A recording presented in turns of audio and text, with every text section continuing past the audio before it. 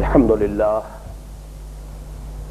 للہ وکفى والصلاة والسلام على عباده الذین اصطفى خصوصا على افضلهم وخاتم النبیین محمد الامین وعلى آلہ وصحبہ اجمعین. اما بعد فقد قال اللہ تبارک وتعالی كما ورد في سورة الحج: اعوذ باللہ من الشیطان الرجیم بسم اللہ الرحمن الرحیم. اذن للذین یقاتلون بانہم ظلموا وان اللہ علی نصرہم لقدیر. وقال تبارک وتعالی كما ورد في سورة البقرہ: وقاتلوا في سبيل الله الذين يقاتلونكم ولا تعتدوا ان اللہ لا يحب المعتدین. الى قوله تعالی: وقاتلوهم حتى لا تكون فتنة ويكون الدين لله فإن انتهوا فلا عدوان إلا على الظالمين. وقال عز وجل كما ورد في نفس السورة: كتب عليكم القتال وهو كره لكم وعسى أن تكرهوا شيئا وهو خير لكم وعسى أن تحبوا شيئا وهو شر لكم والله يعلم وأنتم لا تعلمون. صدق الله العظيم. رب اشرح لي صدري ويسر لي أمري واحلل عقدة من لساني يفقهوا قولي. اللهم ربنا ألهمنا رشدنا وأعذنا من شرور أنفسنا.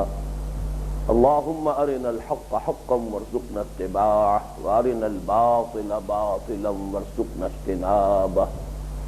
اللهم وفقنا لما تحب وترضى. اللهم وفقنا أن نجاهد في سبيلك بأموالنا وأنفسنا. اللهم ارزقنا شهادة في سبيلك. آمین یا رب العالمین. مطالعہ قرآن حکیم کے جس منتخب نصاب کا ہم سلسلے وار مطالعہ کر رہے ہیں، اس کے حصہ پنجم کے جو دروس اب باقی رہ گئے ہیں،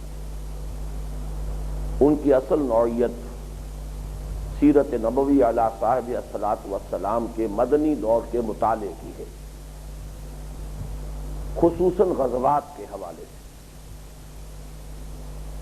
اس لیے کہ اس دور میں صبر و مصابرت کا جو اصل تعلق تھا وہ انہی جنگوں کے ساتھ، غزوات کے ساتھ. اس لیے کہ جب اللہ کی راہ میں جنگ کے لیے نکلنا ہوتا تھا تو ظاہر ہے اس میں مشقتیں بھی تھیں، صعوبتیں بھی تھیں، انفاق مال بھی انوالو تھا. اس لیے کہ آج کل کی طرح کی اسٹینڈنگ آرمیز تو تھی نہیں، سپلائی لائنز نہیں ہوتی تھی. ہر شخص جو نکلتا تھا اللہ کی راہ میں اپنا خرچ کرتا. سواری ہے تو اپنی ہے، خرچ ہے تو اپنا ہے، نان نفقہ ہے تو اپنا ہے. پھر ظاہر ہے کہ جنگ کا معاملہ ایسا ہے کہ انسان اپنی جان کا رسک لے کر ہی میدان جنگ میں حاضر ہوتا. واپس آ جانا گویا کہ ایک نئی زندگی ہے. تو اس اعتبار سے صبر و مصابرت کے جو مضامین مکی قرآن میں ہیں ان کا زیادہ تر تعلق جو ہے وہ قتال فی سبیل اللہ کے حوالے سے. اس لیے جو بقیہ دروس ہیں اس حصے کے وہ سب کے سب جو اہم غزوات ہیں نبی اکرم صلی اللہ علیہ وسلم کی حیات طیبہ میں ان سے متعلق ہیں.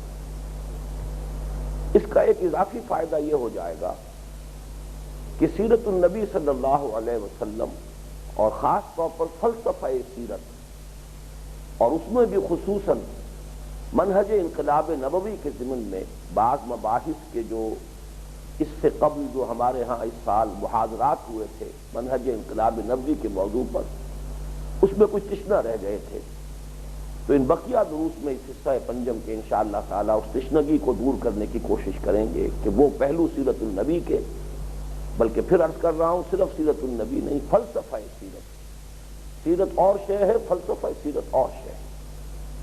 سیرت میں واقعات کو ترتیب سے بیان کر دیا جائے گا، فلسفہ سیرت میں ان واقعات کے اسباب و علل ہوں گے، ان کے مابین منطقی ترتیب ہوگی، ان کا کیا منطقی پس منظر ہے. تو فلسفہ سیرت اور پھر اسی کے حوالے سے منہج انقلاب نبوی صلی اللہ علیہ وسلم کے مختلف گوشے جو ہیں انشاءاللہ زیادہ نمایاں ہوں گے۔ تو اب جو بقیہ دروس ہیں منتخب نصاب کے اس حصے کی، اس کی ترتیب آپ نوٹ فرما لیں۔ 4 درس ہو چکے ہیں، آج 5واں درس جو ہے وہ بالکل اس میں ایک نیا شامل کیا جا رہا ہے، جس کا عنوان ہے اذن قتال سے حکم قتال تک۔ یہ 2 مرحلے ہیں، ایک اذن قتال ہے اور ایک پھر حکم قتال، قتال کا وجوب اور قتال کی فرضیت۔ انشاءاللہ تعالی 2 نشستوں میں ہم اس موضوع پر اپنا مطالعہ مکمل کریں گے۔ پھر جو بقیہ دروس ہیں جو شائع شدہ کتاب کی شکل میں ہیں، ان میں یوں سمجھیے کہ درس ششم جو ہے وہ غزوہ بدر سے متعلق اور اس کے ضمن میں سورہ انفال کی کچھ آیات کا مطالعہ کریں گے۔ درس ہفتم غزوہ احد سے متعلق اور اس کے ضمن میں سورہ آل عمران کی کچھ آیات کا مطالعہ ہوگا۔ پھر درس ہشتم غزوہ احزاب سے متعلق، اور آپ کو معلوم ہے کہ اسی نام کی صورت ہے سورہ احزاب، جس میں کہ دوسرے اور تیسرے رکوع میں غزوہ احزاب کے حالات مذکور ہیں۔ درس نحم صلح حدیبیہ، اور اس کے ضمن میں ہم سورۃ الفتح کی کچھ آیات کا مطالعہ کریں گے۔ پھر درس دہم جو ہے وہ غزوہ تبوک سے متعلق سورہ توبہ کی کچھ آیات کا مطالعہ کریں گے۔ اس طرح اس سے قبل ہمارے اس منتخب نصاب کے حصہ پنجم کے کل دروس 7 تھے، اس مرتبہ ان کی کل تعداد 10 ہو جائے گی۔ اب آئیے اس سے پہلے کہ ہم اذن قتال سے حکم قتال تک کے معاملے پر غور کریں، پہلی بات تو یہ نوٹ کر لیں کہ صبر کے ضمن میں جو ابتدائی مضامین آئے تھے انہیں پھر ذہن میں تازہ کر لیا جائے، اس لیے کہ اب ہماری بحث کی نوعیت تبدیل ہو جائے گی، تو بہتر ہے کہ ان بنیادی مضامین کو ایک مرتبہ پھر ذہن میں تازہ کیا جائے۔ پہلی بات جس پر تفصیلی گفتگو ہوئی تھی، صبر کا مفہوم کیا ہے، لغوی مفہوم کیا ہے۔ الصبر عربی زبان میں کہتے ہیں ایلوے کو، وہ نہایت کڑوی ہے جو بعض ادویات میں استعمال ہوتی ہے، تو یہ اصل مادہ ہے اس لفظ کا، گویا کہ کڑوے گھونٹ بھرنا، ناگوار حالات کو برداشت کرنا، ناپسندیدہ کیفیات میں تحمل اور استقلال اور صبر و ثبات کا مظاہرہ کرنا، یہ اصل صبر ہے۔ پھر یہ کہ یہ صبر جو ہے جہاں تک قرآن مجید میں احادیث میں اس لفظ کا استعمال ہوا ہے، علماء نے پھر اس کی قسمیں بیان کی۔ صبر علی الطاعہ، اس لیے کہ جو بھی حکم ہے اس پر عمل پیرا ہونے میں نفس کی کچھ نہ کچھ مخالفت ہوتی ہے۔ نماز کا وقت ہو گیا ہے، نفس آرام چاہ رہا ہے، لیکن یہ کہ آپ اللہ تعالیٰ کے حکم کے تحت اپنے نفس کی استراحت کی خواہش کو رد کرتے ہوئے اٹھتے ہیں، یہ گویا کہ آپ صبر کر رہے ہیں۔ تو صبر علی الطاعہ، صبر عن المعصیہ، ایک گناہ ہے، اس کی ترغیب ہے، موقع موجود ہے، لیکن آپ کو معلوم ہے کہ یہ گناہ ہے، یہ حرام ہے، ناجائز ہے، آپ اپنے آپ کو روکتے ہیں، تھامتے ہیں۔ یہ صبر عن المعصیہ، معصیت سے اپنے آپ کو روکنا اور تھامنا۔ پھر ہے صبر علی البلاء یا صبر علی الابتلاء، آزمائشوں پر، یہ جامع لفظ ہے، آزمائش ہر شکل میں آتی ہے۔ سورہ عنکبوت میں ہم دیکھ چکے ہیں آزمائش اللہ تعالیٰ کی طرف سے آتی ہے، لیکن انسانوں کے ذریعے سے آتی ہے، کبھی اور مادی اسباب و وسائل کے ذریعے سے آتی ہے، کبھی مصیبت آسمان سے آتی ہے، کبھی زمین سے ابلتی ہے، لیکن یہ تمام چیزیں بندہ مومن کے لیے ابتلا ہے۔ کبھی کفار کے ہاتھوں آتی ہے، مخالفین کے ہاتھوں آتی ہے، ان سب میں اپنے آپ کو تھامنا، روکنا، ثابت قدم رہنا۔ اور اسی کا ایک پہلو جو ہے وہ یہ بھی ہے کہ جب مخالفین مایوس ہو جاتے ہیں کہ تشدد اور تعذیب اور پرسیکیوشن سے یہ لوگ ہراساں نہیں ہو رہے، بددل نہیں ہو رہے، تو پھر کچھ لالچ بھی دیے جاتے ہیں، کچھ ٹیمپٹیشن بھی ہوتی ہے، تو ان ٹیمپٹیشن کے مقابلے میں بھی اپنے آپ کو کھڑے رکھنا، یہ گویا کہ صبر کی مختلف صورتیں ہیں۔ قرآن مجید میں بعض مقامات پر صبر کا لفظ کل دین کی تعبیر کے لیے بھی آیا ہے، یہ بڑے اہم مقامات ہیں، جیسے کہ سورہ فرقان ہمارے منتخب نصاب میں شامل ہے، اولئک یجزون الغرفۃ بما صبروا، ان لوگوں کو جنت کے بالا خانے دیے جائیں گے ان کے صبر کے عوض۔ یہ سارے صبر اس میں آ گئے. انہوں نے معصیت سے اپنے آپ کو روکے رکھا، نہى النفس عن الہوى، اپنی خواہش نفس کی باغیں کھینچ کر رکھی. انہوں نے ہمارے احکام پر عمل کیا. انہوں نے دنیاوی امنگوں کی، وہ جو حالی کا شعر ہے کہ اب عصا بنوائیے نخلے تمنا کاٹ کر، ورلڈلی ایمبیشن، تمنائیں، امنگیں، ولولے، ان سب کو قربان کیا دین کی خدمت کے لیے، دین کی دعوت اور اقامت میں اپنے آپ کو کھپانے کے لیے. تو گویا کہ بندہ مومن کی پوری زندگی کے لیے بھی ایک لفظ صبر جو ہے کفایت کر جائے.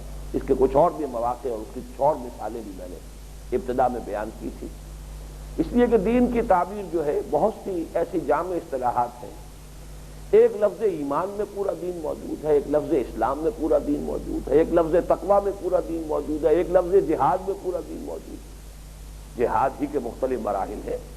جہاد نفس کے خلاف ہے، جہاد معاشرے کے خلاف ہے، جہاد باطل نظریات کے خلاف ہے، جہاد شیطان کے خلاف ہے، جہاد غلط نظام کے خلاف ہے.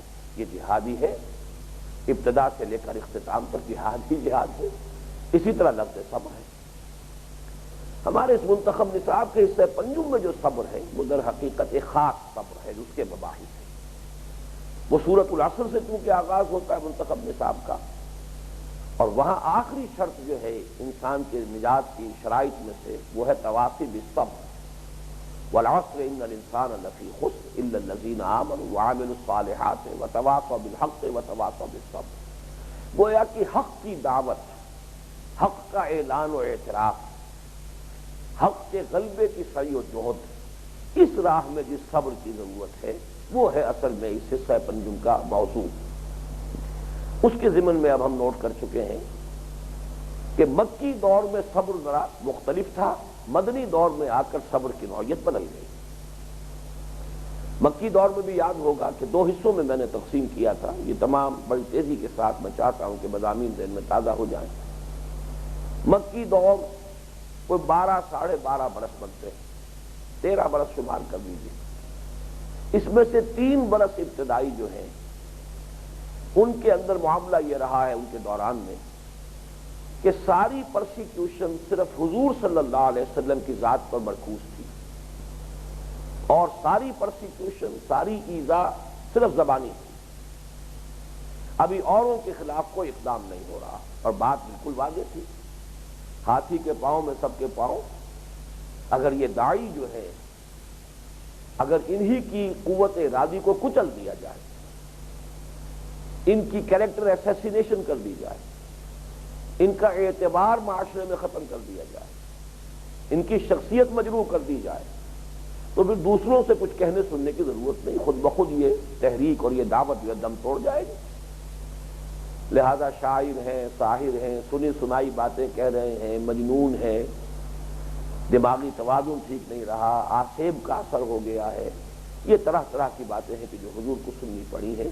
تو یہ ایذا ہے، اور پورے 3 برس تک صرف حضور کی ذات پر مرکوز ہے اور صرف وربل ہے، زبانی کلام ہے. یہی وجہ ہے کہ قرآن مجید میں پہلے 3 سال 4 سال کے دوران جو صورتیں نازل ہوئی ہیں ان میں 18 مرتبہ حضور سے واحد کے صیغے میں خطاب کر کے فرمایا گیا فاصبر، اسبر، اے نبی صبر کیجیے، جھیلیے، برداشت کیجیے. ابھی جمع کے صیغے کی ضرورت ہی نہیں، کسی اور کو کوئی چھیڑ ہی نہیں رہا. اس لیے کہ اگر محمد صلی اللہ علیہ وسلم ہی بددل ہو جائیں، مایوس ہو جائیں، کمر ہمت ان کی جواب دے جائے، حوصلہ جو ہے ان کا پست ہو جائے، قوت ارادی کچھ بھی جائے، تو پھر کسی اور کو کچھ کہنے کی ضرورت ہی نہیں.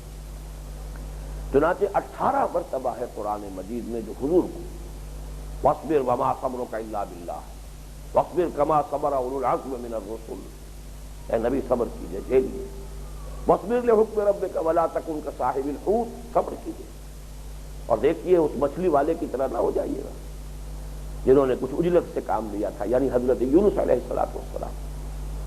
اور 4 مرتبہ آیا ہے یہ کہ آپ صبر کیجئے ان باتوں پر جو یہ کہہ رہے ہیں. یہ میرے سامنے موجود ہے سورہ طٰہٰ کی آیت نمبر 130، فاصبر علی ما یقولون وسبح بحمد ربک قبل طلوع الشمس وقبل غروبها. سورہ صاد کی آیت نمبر 17، اصبر علی ما یقولون واذکر عبدنا داؤد ذا الاید. سورہ قاف آیت 39، فاصبر علی ما یقولون وسبح بحمد ربک قبل طلوع الشمس وقبل الغروب۔ اسی طریقے سے بہت ہی مشہور آیت ہے سورہ مزمل کی، واصبر علی ما یقولون واہجرہم ہجرا جمیلا، اور بڑی اہم آیت جو ہے سورہ ہجر کی ہے، وَلَقَدْ نَعْلَمُ أَنَّكَ يَضِيقُ صَدْرُكَ بِمَا يَقُولُونَ۔ اے نبی ہمیں خوب معلوم ہے کہ جو کچھ یہ لوگ کہہ رہے ہیں اس سے آپ کا سینہ بھیجتا ہے۔ تو پہلے 3 سال تو صبر جو ہے وہ صرف حضور کو ہی کرنا پڑا ہے، اور وہ بھی زبانی ایذا پر۔ چوتھے سال سے پھر جب انہوں نے محسوس کر لیا کہ یہ دعوت جو ہے اس کا راستہ تو روکنے میں ہم ناکام رہ گئے، نہ محمد صلی اللہ علیہ وسلم کی ہمت پست ہوئی اور نہ اس دعوت کا ہم راستہ روک سکے، تو اب انہوں نے فزیکل پرسیکیوشن، تشدد، تعذیب، اور اس کا شکار خاص طور پر سب سے بڑھ کر تو ہوئے غلاموں کے طبقے سے تعلق رکھنے والے لوگ جن کے کوئی حقوق تھے ہی نہیں، اور دوسرے نوجوان جن پر بزرگوں کو اختیارات حاصل تھے۔ اونچے سے اونچا گھرانہ ہے، لیکن یہ کہ بہرحال اس گھرانے کے بزرگوں کو نوجوانوں پر اختیار حاصل ہے، ماریں پیٹیں، بھوکا رکھیں، باندھ دیں، زنجیروں میں جکڑ کر گھروں میں ڈال دیں۔ تو جہاں تک یہ 2 طبقات ہیں ان پر جو عرصہ حیات تنگ ہوا ہے، اب اس میں صبر کی ضرورت ہے۔ اس موضوع پر سورہ عنکبوت میں ہم پورا تفصیل سے مطالعہ کر چکے ہیں۔ اس کے بعد ہجرت ہوئی۔ ہجرت کے بارے میں گزشتہ نشست میں میں نے ایک بات عرض کی تھی، اور آج اس میں اضافہ کرنا چاہتا ہوں۔ ایک خاص نقطہ ہے جس کی طرف ذہن پہلی مرتبہ منتقل ہوا ہے۔ یہ بات تو میں نے عرض کی تھی کہ ہجرت کو مستشرقین نے فلائٹ قرار دیا ہے، دی فلائٹ ٹو مدینہ، گویا کہ یہ فرار تھا، یہ ایک جائے پناہ کی تلاش میں، جیسے گھبرا کر کوئی کسی جگہ کو چھوڑ کر کہیں اور بسیرا لینا چاہتا ہے، پناہ حاصل کرنا چاہتا ہے۔ یہ بات بنیادی طور پر غلط ہے، اور یہ در حقیقت بڑے سٹل انداز ہے۔ ہمارے جو لوگ مستشرقین کی کتابیں پڑھتے ہیں، انہی الفاظ کے حوالے سے ان کے ذہنوں میں کوئی تاثرات قائم ہو جاتے ہیں۔ ہجرت جو مدینے کی ہے خاص طور پر، اس کو اچھی طرح سمجھ لیجئے، اور جو نقطہ میں آج عرض کرنا چاہتا ہوں وہ یہ ہے کہ ہجرت حبشہ کا ذکر جو ہے وہ قرآن میں نہیں ہے، لفظ ہجرت کے حوالے سے بالکل نہیں ہے۔ اشارہ موجود ہے سورہ عنکبوت کے 3 درس میں، ہم پڑھ چکے ہیں، یا عبادی الذین آمنوا ان ارضی واسعۃ فایای فاعبدون۔ اے میرے وہ بندو جو ایمان لائے ہو، میری زمین بڑی کشادہ ہے، پر صرف میری بندگی کرو۔ اگر یہاں رہتے ہوئے میری بندگی نہیں کر سکتے، اس کو خیر بات کہو اور جاؤ، اور جہاں بھی تمہیں موقع ملے، جہاں بھی سر چھپانے کو جگہ ملے جاؤ، اور وہاں لیکن بندگی میری کرو۔ مجھ سے بندھے رہنا ہے، اس زمین سے نہ بندھے رہو، اس جگہ سے، اس مقام سے، اس وطن سے نہ بندھے رہو۔ جیسے کہ اقبال نے کہا کہ ہے ترک وطن سنت محبوب الہی صلی اللہ علیہ وسلم۔ تو یہ بات نوٹ کر لیجئے کہ ہجرت کا لفظ جو آیا ہے وہ سورہ عنکبوت میں نہیں آیا، اس لیے کہ واقعتاً ہجرت حبشہ جو ہے وہ واقعتاً پناہ کی شکل تھی۔ حضور صلی اللہ علیہ وسلم نے ہجرت نہیں فرمائی، اجازت دے دی تھی کہ جو لوگ جانا چاہیں وہ چلے جائیں، جن سے یہاں اب برداشت نہیں ہو رہی ہیں صعوبتیں اور تکالیف اور مسائل، چلے جائیں۔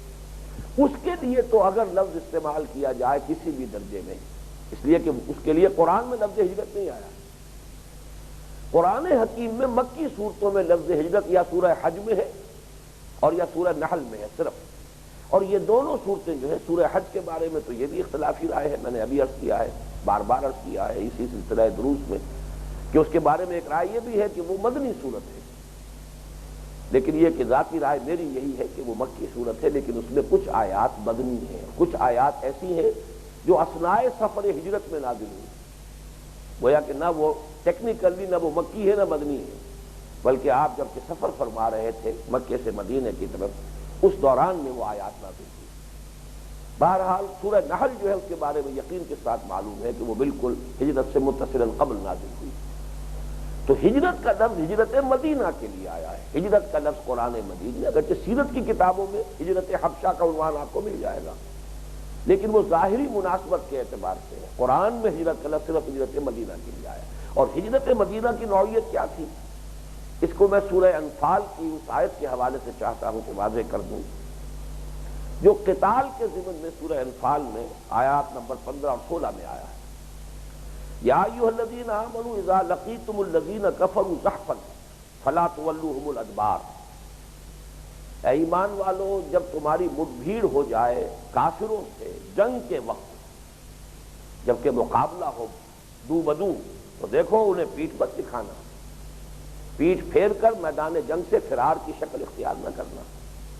وَمَن يُوَلِّهُمْ يَوْمَئِذٍ دُبُرَهُ إِلَّا مُتَحَرِّفًا لِقِتَالٍ أَوْ مُتَحَيِّزًا إِلَىٰ فِئَةٍ فَقَدْ بَاءَ بِغَضَبٍ مِّنَ اللَّهِ وَمَأْوَاهُ جَهَنَّمُ وَبِئْسَ الْمَصِيرُ۔ جس شخص نے جنگ کے دن پیٹھ دکھا دی، دشمن کو پیٹھ دکھا کر میدان سے راہ فرار اختیار کی، سوائے دو شکلوں کے، إِلَّا مُتَحَرِّفًا لِقِتَالٍ، یا تو جس کو ہم کہتے ہیں کہ جنگ ہی کے لیے پینترا بدلنا، کسی جگہ سے پسپائی اختیار کی جاتی ہے کسی اور جگہ دباؤ بڑھانے کے لیے، تو اگرچہ بظاہر تو پسپائی ہو رہی ہے لیکن یہ پسپائی جو ہے یہ فرار نہیں ہے۔ متحرفا للقتال، دشمن کو کسی وقت جو ہے وہ راستہ دے دیا جاتا ہے کہ وہ ذرا آگے بڑھے، خود پیچھے ہٹ کر، اور پھر اس کے عقب سے یا کسی سائڈ سے اس پر حملہ کیا جائے، یہ ہوگا متحرفا للقتال، جنگ کے لیے پینترا بدلنا۔ او متحیزا الی فئۃ، یا اپنے کسی دوسری جمعیت اور لشکر کی طرف پہنچنا۔ تو یہ جو تحیز ہے الی فئۃ، در حقیقت یہ ہے کہ جو مدینے کی ہجرت کی اصل نوعیت ہے۔ اللہ تعالیٰ نے مدینے کو دارالاسلام بنا دیا، بہی معنی کہ وہاں کے دو جو عرب قبیلے تھے اصل، اوس و خزرج، ان کی معتدب تعداد ایمان لے آئی، جن میں ان کے رؤوسا بھی تھے، سردار بھی تھے، لہذا وہاں اب جانا جو ہے یوں سمجھیے کہ یہ اپنی اس دعوت اور تحریک کو ایک نئے فیز میں داخل کرنے کے لیے، جسے قاعدہ کہتے ہیں، مورچہ کہتے ہیں، ایک بیس ہے اب کہ اب یہ تحریک اور یہ انقلابی جدوجہد جو ہے وہاں سے لانچ ہوگی۔ وہ جو اس کا اگلا مرحلہ ہے جس کو ہم کہتے ہیں پیسو ریزسٹنس کے بعد ایکٹیو ریزسٹنس، اس کی طرف پیش قدمی کے لیے وہاں حضور صلی اللہ علیہ وسلم تشریف لے گئے ہیں۔ یہ فرار نہیں ہے، یہ کسی درجے میں بھی کوئی صرف پناہ گاہ کی تلاش نہیں ہے، بلکہ یہ تو اسی تحریک کا، اسی جد و جہد کا اگلا مرحلہ ہے۔ اب اس ہجرت کے ضمن میں میں یہ چاہتا ہوں کہ آپ تفصیل کے ساتھ ایک بات سمجھ لیں۔ ہجرت کے فوراً بعد ہجرت ہوئی ہے، حضور صلی اللہ علیہ وسلم پہنچے ہیں مدینہ منورہ ربیع الاول کی 8 یا 9 یا 10 یا 12، یہ تاریخوں میں تو اختلاف ہے، جیسے حضور کی تاریخ پیدائش میں بھی اختلاف ہے۔ 12 ربیع الاول حضور کی تاریخ وفات تو 12 ربیع الاول ہے بالیقین، اس میں کسی شک و شبے کی گنجائش نہیں، لیکن پیدائش کے بارے میں اختلاف ہے، 8، 9 یا 12، یہ آراء مختلف ہے۔ اسی طرح وہی تاریخ ہے کہ جس میں ہجرت کر کے حضور مدینہ منورہ پہنچے، اور اس میں جو ابھی ایک کتاب چھپی ہے الرحیق المختوم، جو میں سمجھتا ہوں کہ سیرت کے موضوع پر موسٹ ریسنٹ بک ہے اور بڑی اوتھینٹک ہے، اس لیے کہ احادیث اور روایات صحیحہ کی بنیاد پر یہ سیرت مرتب کی گئی ہے۔ انہوں نے 8 ربیع الاول کی تاریخ دی۔ 8 ربیع الاول سن 1 ہجری سے لے کر 17 رمضان مبارک سن 2 ہجری، یہ غزوہ بدر کا دن ہے، یوم الفرقان ہے، یہ ہے 18 مہینے اور 8، 9، 10 دن۔ یہ نہایت پروفاؤنڈ ہے، سیرت النبی صلی اللہ علیہ وسلم میں نہایت پروفاؤنڈ اور ڈیسائسو ہے نبی اکرم صلی اللہ علیہ وسلم کی انقلابی جد و جہد کے ضمن میں۔ اور بدقسمتی سے یہی عرصہ وہ ہے کہ جو سیرت نگاروں نے جس کو اگنور کیا ہے، خاص طور پر یہ تقریباً پچھلے 100 برس کے دوران جو سیرت پر کتابیں لکھی گئی ہیں، ان میں اس پیریڈ کے بہت سے اہم واقعات کو چھپایا گیا، اور چھپایا کیوں گیا اس کا سبب ہے، اس لیے کہ یورپ میں بڑی ہم پر تنقیدیں ہوئی، بوئے خون آتی ہے اس قوم کے افسانوں سے، اسلام تو بڑا خونی مذہب ہے، بڑا جنگجو مذہب ہے، اسلام تو تلوار سے پھیلا ہے، اسلام تو جنگوں کے ذریعے سے تبلیغ ہوئی ہے۔ تو مغرب نے، مستشرقین نے، یورپین جو بھی اسکالرز تھے، انہوں نے اسلام کو بدنام کیا، اور چونکہ ان کا غلبہ تھا، وہ اب پوری دنیا میں ان کی تہذیب بھی جو ہے غالب تہذیب، اور ویسے بھی وہ دنیا میں عسکری طور پر پوری دنیا میں غالب آ چکے تھے، خاص طور پر عالم اسلام تو پورا کا پورا ان کے زیر نگی تھا، مشرق سے لے کے مغرب تک پورا کا پورا عالم اسلام، جاوا سماٹرا سے لے کر ملایا سے لے کر ماریتانیہ تک پورا کا پورا عالم اسلام ان کے زیر نگی۔ درمیان میں نجد کا صحرا تھا جس کو کہہ سکتے ہیں کہ ان پر حکومت ان کی نہیں تھی، ورنہ کہیں ڈائریکٹ کہیں انڈائریکٹ، کہیں انتداب ہے، کہیں سرپرستی ہے، کہیں باضابطہ جو ہے آکوپائڈ ہے، ٹیریٹری ہے، آکوپیشن ہے، باقاعدہ قبضہ ہے۔ تو یہ جو دو اسباب تھے اس کی وجہ سے مسلمانوں نے ایک ایپولوجیٹک انداز اختیار کیا، معذرت خواہانہ انداز کیا، نہیں، اقدام ہماری طرف سے نہیں ہوا، اقدام حضور نے نہیں فرمایا۔ حضور کے سیرت مطہرہ میں جو جنگیں ہوئی ہیں وہ تو صرف دفاعی جنگیں تھیں، جنگیں تو ان پر ٹھوسی گئی ہیں، جنگ ان پر مسلط کی گئی ہے، انہوں نے صرف حفاظت کے اندر جو ہے اور اپنے دفاع میں جنگ کی ہے، انہوں نے کہیں اقدام نہیں کیا، کوئی انیشیٹو نہیں کیا۔ یہ چیز جو ہے اس دور کی سیرت کی کتابوں میں بڑے زور شور کے ساتھ ایک وقتی ضرورت کے تحت جو ہے اسے نمایاں کیا گیا۔ چنانچہ یہی انداز سر سید احمد خان مرحوم کا تھا، اور ان سے بھی بڑھ کر جو قابل افسوس ہے وہ علامہ شبلی کا معاملہ ہے۔ شبلی اگرچہ بہت بڑے عالم تھے، بڑے ادیب تھے، بہت بڑی فاضل شخصیت کے حامل تھے، لیکن چونکہ ان پر بھی اس دور کا اثر تھا، سر سید کے زیر اثر وہ بھی رہے تھے، لہذا وہ انداز، حالانکہ اس وقت واقعہ یہ ہے کہ اردو زبان میں اگر کوئی آپ سے پوچھے سیرت کی کتاب تو سب سے پہلے شبلی کی سیرت یہی آپ کی زبان پر آئے گی، لیکن اس میں آپ دیکھیں گے کہ اس دور کے ان واقعات کو چھپایا گیا، ان کو اوپر پردہ ڈالا گیا۔ تو میں یہ چاہتا ہوں کہ اس کو اچھی طرح سمجھ لیں کہ اس دور میں خاص طور پر پہلے 6 مہینے جو ہے ان 18 مہینوں میں سے، ان میں جو 3 کام ہوئے ہیں وہ تو بالکل واضح ہیں، ان کا بیان کرنے میں کوئی حجاب نہیں، کوئی شرمندگی نہیں، بلکہ اس کے حوالے سے تو حضور کے تدبر اور حضور کی معاملہ فہمی، حضور کی دور اندیشی، اس کو تو سب نے ہی ٹریبیوٹس پے کیے ہیں کہ کیا اپنے اور کیا غیر۔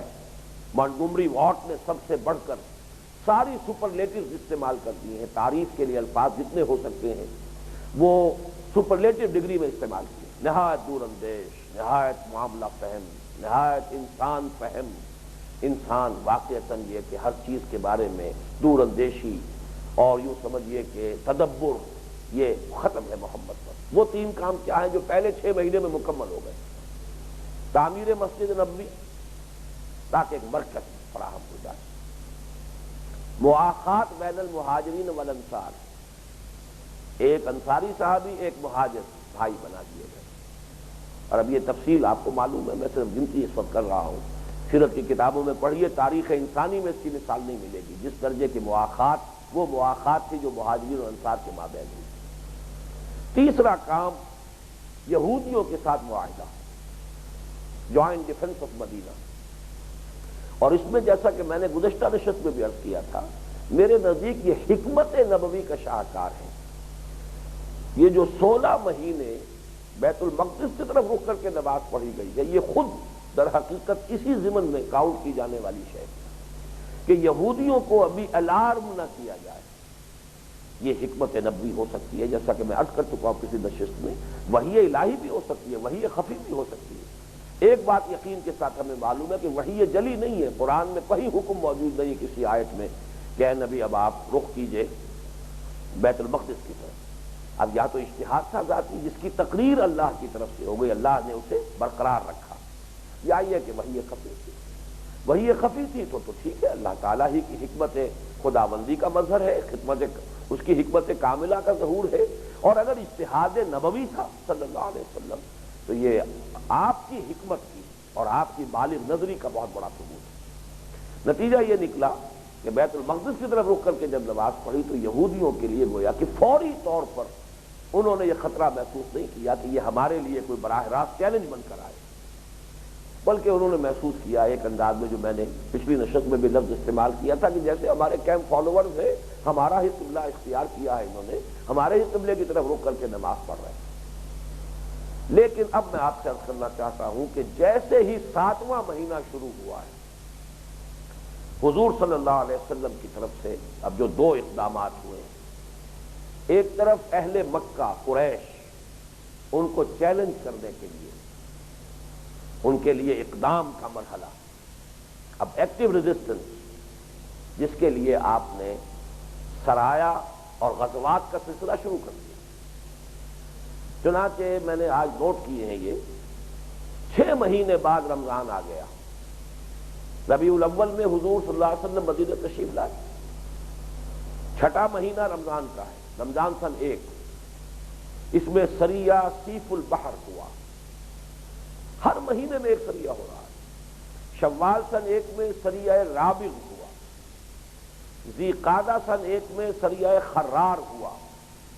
یہ 3 سریے وہ ہیں جن میں حضور نے صرف کچھ لوگوں کو بھیجا، کچھ دستے بھیجے، خود آپ شریک نہیں ہوئے۔ اس کے بعد ظاہر بات ہے کہ ذی الحج آ گیا، ذی الحج جو ہے وہ تو اشہر حرم میں ہے، پھر محرم، اس کے بعد جیسے ہی سفر کا مہینہ شروع ہوا سن 2 کا، اب حضور بنفس نفیس شرکت فرما رہے ہیں۔ اب 3 غزوے ہیں اوپر چلے جو ہوئے۔ پہلا غزوہ غزوہ ابواء یا غزوہ ودان کہلاتا ہے، یہ سفر سن 2 میں ہے۔ دوسرا غزوہ ربیع الاول سن 2 میں ہوا ہے، غزوہ بوات۔ تیسرا غزوہ بھی ربیع الاول ہی میں ہوا ہے، غزوہ صفوان۔ اور چوتھا غزوہ ہے جو بہت ہی فیصلہ کن غزوہ تھا، غزوہ اس کے کہتے ہیں کہ اس میں حضور نے بھی شرکت فرمائی ہو، چاہے جنگ ہوئی ہو یا نہ ہوئی ہو، لیکن نکلے ہیں آپ۔ بسا اوقات ہوئی ہے مٹ بھیڑ کی حد تک ہو گئی ہے کہ کوئی جنگ کا معاملہ آ گیا، لیکن کوئی درمیان میں آ گیا، کوئی اس علاقے کا شیخ آ گیا، کوئی قبیلے کا سردار آ گیا، اس نے بیچ بچاؤ کرا دیا۔ لیکن یہ ہے کہ بہرحال سریہ وہ ہے کہ جس میں حضور نے صرف دستے بھیجے، خود تشریف نہیں لے گئے۔ غزوات وہ ہے جس میں آپ بھی تشریف لے گئے۔ تو یہ جو جمادی الاولیٰ میں سن 2 ہجری میں حضور صلی اللہ علیہ وسلم لشکر لے کر نکلے ہیں اور جمادی الاخری میں واپسی ہوئی ہے، یہ غزوہ کہلاتا ہے غزوہ ذی العشیرہ۔ اور اس غزوے میں حضور کا مقصد یہ تھا کہ ابو سفیان جو قافلہ لے کر جا رہے تھے، اور یہ قافلہ جو ہے مکے والوں نے بڑے اہتمام سے اس کے لیے سامان تیار کیا تھا، مہاجرین کی تمام جو بھی ان کی املاک تھی، ظاہر بات ہے کہ مکان وغیرہ تو نہیں، لیکن جو بھی گھریلو سامان تھا، جو بھی ان کا گھر کے اسباب تھے، وہ سب کے سب جو ہے ضبط کر کے، اور ان سب سے وہ فنڈ ریز کیا گیا تھا، کیپٹل بنایا گیا تھا، اور ایک بہت بڑے اس سرمایے کے ساتھ انہوں نے اس غزوے کا، اس قافلے کا تیاری کی تھی، تجارتی قافلے کی۔ اور اس کا جو ہے ابو سفیان جا رہے تھے اس وقت، میں ادب سے نام اس لیے لے رہا ہوں کہ بہرحال بعد میں ایمان لے آئے، اس وقت تک وہ حالت کفر میں تھے، لیکن بعد میں ایمان لے آئے ہیں، صحابہ میں سے ہیں، اس لیے ادب سے نام لے رہا ہوں۔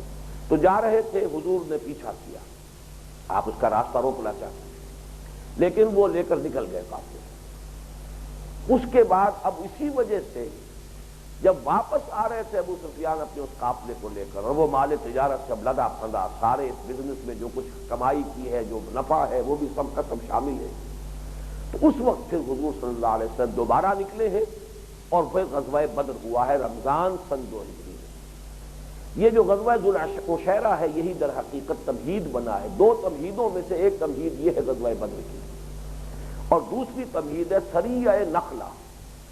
یہ 8 مہمیں جو تھی، 4 سرایا اور 4 جو غزوات، ان میں سے آخری جو ہے زمانی اعتبار سے وہ سریہ نخلہ ہے۔ یہ رجب سن 2 میں ہوا ہے۔ یہ بہت عجیب ہے اس اعتبار سے کہ حضور نے بہت چھوٹی سی ایک یوں سمجھیے کہ ایک جمعیت فراہم کی، 8-10 افراد، حضرت عبداللہ ابن جحش رضی اللہ تعالی عنہ کو ان کا سردار بنایا، اور ایک خط دیا سیلڈ کہ یہاں سے اتنی مسافت پر نکل کر، شاید 2 دن کی مسافت مدینے سے نکل کر، پھر اس کو کھولنا، اور اس میں جو لکھا ہے اس پر عمل کرنا۔ اب یہ چلے، وقت معین پر جب اتنے فاصلے پر پہنچ گئے، کھولا تو دیکھا، اور ایک دفعہ تو ہاتھوں کے طوطے اڑ گئے۔ حکم یہ ہے کہ وادی نخلا میں پہنچو، وہاں قیام کرو، اور قریش مکہ کے جو تجارتی قافلے ہوں یا نقل و حرکت ہو، اس کو رپورٹ کرو۔ اب ظاہر بات ہے نخلا ہے مکے اور طائف کے درمیان، یوں سمجھیے کہ مدینے سے کتنا فاصلہ ہوا، 300 میل سے زائد، اور پھر مکے سے ادھر ہے جنوب میں، گویا کہ کفار کے لیے تو بالکل گھر کی بات ہے، یوں سمجھیے کہ شیر کی کٹھار میں داخل ہونا ہے، اس لیے کہ اب وہاں جا رہے ہیں نخلا جو کہ مکے اور طائف کے درمیان ہے، مدینے سے تو تعلق منقطع ہو گیا، 300 میل چلے جانا ہے۔ تو یہ گویا کہ سب سے زیادہ سخت آزمائش ہو سکتی تھی ان حالات میں کہ جو ان حضرات کی ہوئی۔ حضرت عبداللہ ابن جحش نے خط کھول کر پڑھا اور اپنے ساتھیوں سے کہا کہ یہ لکھا ہے، میں تو اس کے اوپر عمل کروں گا، آپ لوگ سوچ لیں، دیکھ لیں، جس میں ہمت ہو ساتھ دیں۔ سب لوگوں نے ساتھ دیا۔ اب ظاہر بات ہے جو تربیت ہو چکی تھی، جو آمادگی پیدا ہو چکی تھی صحابہ کرام کے اندر، جانیں ہتھیلی پر رکھی ہوئی تھی، اور یہ سب مہاجرین تھے، یہ نوٹ کر لیجیے۔ ان پورے کے پورے 8 غزوات اور سرایا میں حضور نے کسی انصاری صحابی کو شریک نہیں کیا۔ یہ تو وہی لوگ تھے جن کی تربیت ہو چکی ہے، جو آزمائشوں کی بھٹیوں میں سے نکل کر آئے ہیں، زرے کندن بن چکے ہیں، زرے خالص بن چکے ہیں۔ ان میں تو جو سمجھیے کہ تربیت اور تزکیے کے سارے مراحل طے ہو چکے ہیں۔ پھر یہ کہ گھر بار چھوڑ کر آئے ہیں، انسان کے لیے بسا اوقات بزدلی کے سبب بن جاتے ہیں اپنے گھر بار، اہل و عیال کا معاملہ۔ ان کو تو پہلے ہی اللہ کے حوالے کر کے آئے، انہیں تو بھیڑیوں کے حوالے کر کے، قریش مکہ کے حوالے کر کے تو مدینے آئے۔ لہذا ان کے لیے اب اس سے بڑا اور امتحان کون سا تھا؟ لہذا سب تیار ہوئے، وہاں گئے اور وہاں پر انہوں نے پڑاؤ ڈالا۔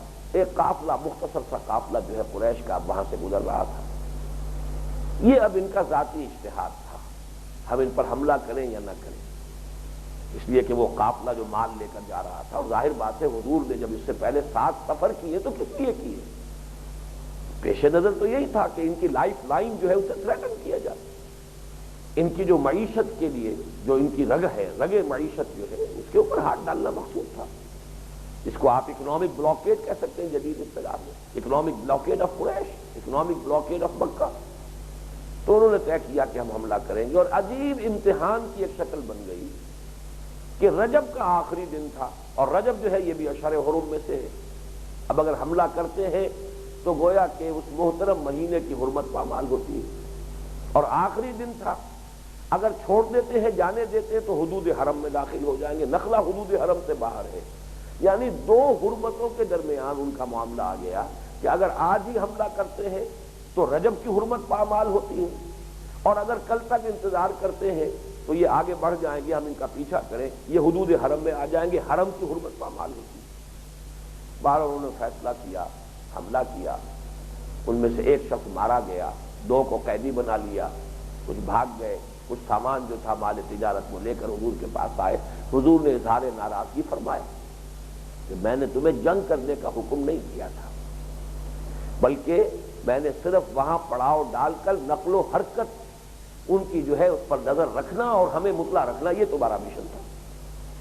لیکن چونکہ ظاہر بات ہے کہ ایک صورت ایسی ڈیولپ ہو جاتی ہے کہ اس کے اندر ان کا جو بھی اجتہادی فیصلہ تھا اس کو پھر حضور نے سزا بھی کوئی نہیں دی، لیکن یہ کہ ان قیدیوں کو بھی آزاد کر دیا، جو شخص مارا گیا تھا اس کا خون بہا ادا کر دیا، اس لیے کہ اس وقت تک اصل میں ابھی جنگ کا حکم نازل نہیں ہوا تھا، اگرچہ اذن جنگ آ چکا تھا۔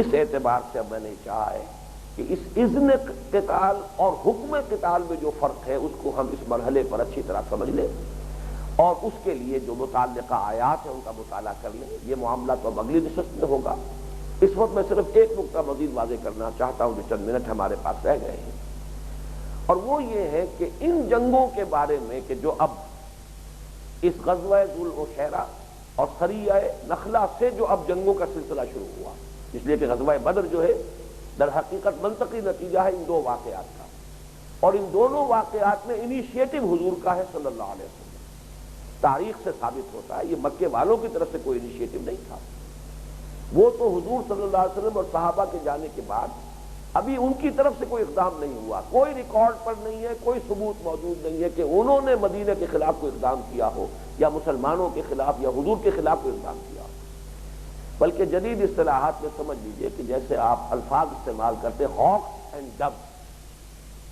کچھ لوگ ہوتے ہیں جو شیلے لوگ ہوتے ہیں، جذباتی ہوتے ہیں، وہ دشمن پر فوراً اقدام کر کے حملہ کر کے انہیں ختم کرو، ان کا انداز اور ہوتا ہے۔ کچھ ڈوز ہوتی ہیں، وہ سوچتے ہیں تحمل سے کام لو، اگر دشمن کو گڑ دے کر مارا جا سکتا ہو تو خامخواہ کو زہر کاہے کو دینا ہے۔ تو یہ دونوں انداز جو ہے وہ مکے کے رؤوسا میں، قریش کے سرداروں میں موجود تھے۔ عتبہ ابن ربیعہ، حکیم ابن حزام، یہ تو چونکہ اسلام بھی لے آئے، صحابہ میں سے ہیں، اس وقت تک حالت کفر میں تھے۔ عتبہ ابن ربیعہ وہ شخص ہے جو پہلا مقتول ہے غزوہ بدر میں، لیکن یہ بھی بحیثیت مجموعی شریف النفس انسان تھا، شرفاء مکہ میں سے، یہ ڈوز میں سے تھے، یہ روکتے تھے۔ بلکہ عتبہ ابن ربیعہ کا ایک قول تو واقعہ ہے کہ اس کی سیاست دانی کا اور اس کے تدبر کا بہت بڑا شاہکار ہے۔